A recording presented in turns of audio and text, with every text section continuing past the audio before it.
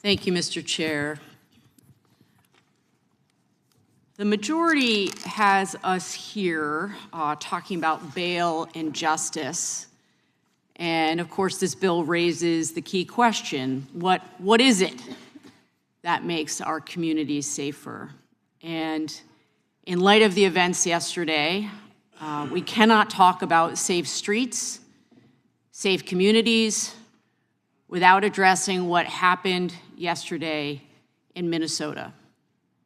Now, we have covered many of the issues that it brought up in this bill before. We have plowed this ground before, and I will address the parts of the bill in a moment. But this administration has now spent a full year terrorizing communities and making our streets unsafe for everyone. And from where I sit, and I know I speak for my colleagues on this side of the dais, we knew it was only a matter of time before we had a tragedy like this, because all the signs were there. We have tried to sound the alarm that ICE has been detaining Americans. ICE has been violating rights and has been using violence without seemingly any accountability. And so many of us sit here this morning absolutely enraged, but also heartsick about what has happened. Not just to this woman in that car in Minnesota who was gunned down in front of her partner, but we are deeply shocked and dismayed that this administration is in full-on propaganda mode, and it's dangerous for all of us, regardless of party. We've seen the videos from many different angles, and we have a government right now that is telling us not to believe our own eyes. And we're not stupid. And Americans aren't stupid.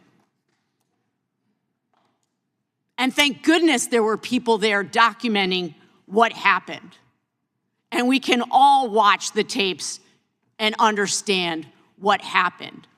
An American citizen was mercilessly gunned down.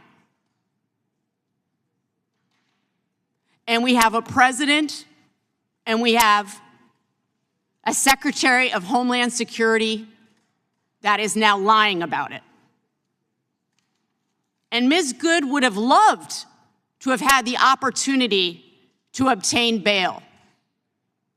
If she was in violation of state or federal law, she would have loved to have had the opportunity to take advantage of bail and have her case heard in court. And yet the ICE agent in that moment was judge, jury, and executioner. And it's a tragedy, and it's a national disgrace. And it's difficult to sit here and hear my colleague, who is introducing this bill, talk to us about the dangers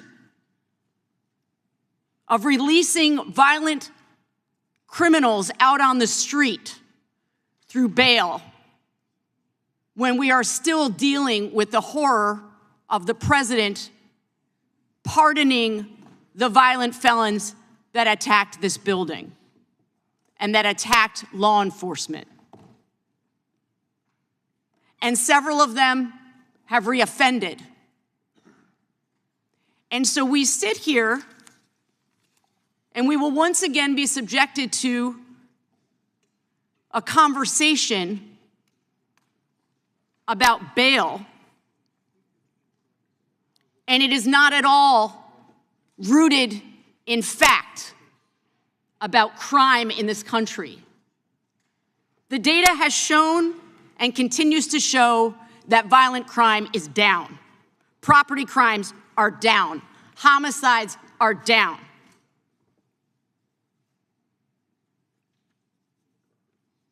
There is absolutely no evidence suggesting that the posting of bail by a state or local bail fund affects interstate commerce in any meaningful way. I expect my Republican colleagues today to spend the time citing purely anecdotal evidence. And of course, there are individual stories of people who have committed violent offenses after being bailed out by nonprofit bail funds. And each is tragic. Just like the murder of Ms. Good was tragic. And what we need right now is a president and an attorney general and a secretary of Homeland Security being honest with the American people that this was a tragedy and that they are going to look into the circumstances by which an American citizen was gunned down.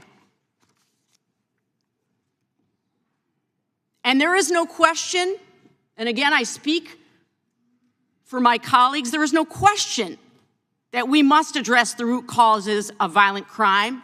We have to invest in proven solutions, such as community violence intervention and drug treatment, and support law enforcement with funding and other resources, something that has not happened under this administration. If the majority decides to get serious about public safety in America, we will welcome that opportunity.